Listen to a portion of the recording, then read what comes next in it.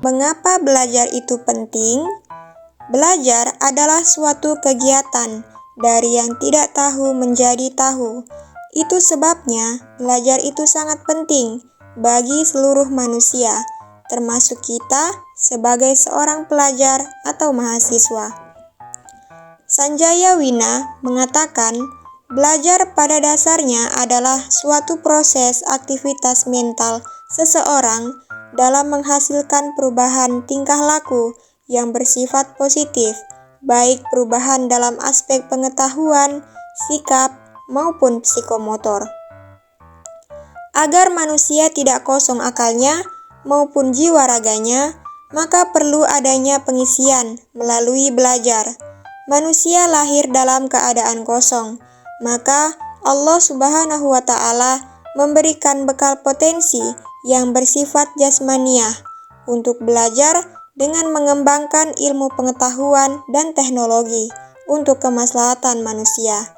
Potensi-potensi tersebut dalam organ fisiopsikis manusia berfungsi sebagai alat penting untuk melakukan kegiatan belajar yang berupa indera penglihatan fungsinya untuk menerima informasi visual, indera pendengaran fungsinya untuk menerima informasi verbal.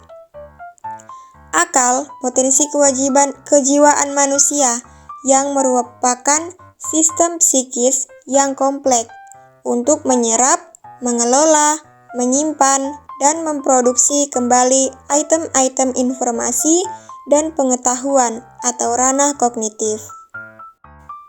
Bagaimana membangkitkan rasa ingin tahu dalam pembelajaran? Meningkatkan rasa ingin tahu siswa adalah penting karena dapat membantu meningkatkan motivasi mereka untuk belajar. Ketika siswa merasa penasaran tentang topik tertentu, mereka lebih cenderung untuk terlibat dalam pembelajaran dan lebih bersemangat untuk belajar lebih banyak. Bagaimana membangkitkan rasa ingin tahu dalam pembelajaran? Yang pertama, buat suasana kelas yang nyaman dan kondusif. Siswa harus merasa nyaman dalam lingkungan belajar mereka. Ini menciptakan suasana kelas yang nyaman dan kondusif dapat membantu siswa untuk lebih fokus dan antusias dalam belajar. Yang kedua, menggunakan metode pembelajaran yang inovatif. Metode pembelajaran yang inovatif dapat membantu meningkatkan rasa ingin tahu siswa. Kita dapat mencoba metode pembelajaran yang berbeda, seperti pembelajaran melalui game, pembelajaran berbasis proyek, atau pembelajaran melalui film. Dengan cara ini, siswa dapat belajar dengan cara yang lebih menarik dan menyenangkan. Yang ketiga, ajak siswa untuk bertanya. Mendorong siswa untuk bertanya dapat membantu meningkatkan rasa ingin tahu mereka. Saat siswa bertanya, mereka akan lebih aktif dalam belajar dan akan lebih memperdalam pemahaman mereka. Kita juga harus berusaha untuk menjawab pertanyaan mereka dengan jelas dan sesuai dengan level pemahaman siswa. Problematika dalam belajar. Di sekolah, peserta didik seringkali dihadapkan pada berbagai masalah seperti kesulitan dalam belajar yang berdampak langsung pada emosi dan produktivitas mereka. Masalah yang pertama yaitu kurang motivasi. Salah satu masalah yang paling sering dialami peserta didik adalah kurangnya motivasi diri. Motivasi peserta didik yang rendah dapat menyebabkan sulitnya untuk memperoleh hasil belajar maksimal karena tidak adanya dorongan internal untuk mencapai hal tersebut. Masalah yang kedua, banyak gangguan, misalnya peran media sosial, televisi, teman, hingga game memiliki peranan dalam mengurangi fokus belajar siswa. Masalah selanjutnya yaitu sulit konsentrasi, tidak menetapkan tujuan yang ingin dicapai, gaya belajar yang kurang tepat, sulit mengingat pelajaran, tidak menyukai guru yang mengajar, kurangnya media atau sumber belajar, kurangnya manajemen waktu, dan bermalas-malasan. Cara mengatasi prokrastinasi dalam belajar. Prokrastinasi adalah perilaku menunda-nunda mengerjakan tugas. Cara mengatasinya adalah: pertama, belajar mengelola waktu dengan baik, mengatur jadwal, membagi waktu dan memilih kegiatan apa yang lebih penting yang harus didahulukan. Yang kedua, membuat catatan mengenai rincian kegiatan yang harus segera diselesaikan, misalnya rincian tugas-tugas kuliah dan kapan deadline tugas tersebut. Yang ketiga, fokuskan perhatian ketika mengerjakan sebuah tugas agar tuntas di satu waktu. Namun, jika sebuah tugas harus dikerjakan bertahap, maka segera lanjutkan pekerjaan di waktu berikutnya.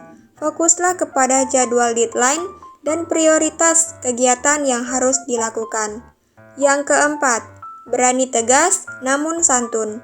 Menolak ajakan teman untuk hal-hal yang tidak penting ketika sedang mengerjakan tugas. Dan yang kelima, luangkan waktu untuk refreshing agar tidak jenuh dan juga stres. Cara efektif dalam belajar. Pertama, perlunya bimbingan. Pada umumnya, banyak peserta didik, bahkan mahasiswa, sekalipun dinyatakan gagal dalam mendapatkan hasil yang baik dalam hal belajar, karena mereka tidak mengetahui cara-cara belajar yang efektif. Pada umumnya, mereka hanya mencoba untuk menghafal pelajaran. Maka dari itu, untuk mendapat suatu belajar yang efektif, siswa dapat dibantu dengan bimbingan dan diberikan petunjuk-petunjuk tentang bagaimana cara yang efisien untuk mendapatkan hasil yang lebih baik. Lagi, di samping memberikan petunjuk-petunjuk tadi kepada peserta didik, kemudian seorang guru hendaknya membimbing dan diawasi serta mempraktikkan dalam setiap pelajaran yang diberikan. Cara yang kedua yaitu kondisi dan strategi belajar. Dalam belajar harus memperhatikan kondisi, karena kondisi sangatlah berpengaruh dalam belajar untuk meningkatkan kemampuan yang dibutuhkan sesuai dengan tujuannya. Agar supaya mendapatkan hasil yang efektif dan maksimal dalam belajar, peserta didik juga membutuhkan strategi dalam belajar. Tentunya, strategi masing-masing peserta didik berbeda sesuai dengan keinginannya.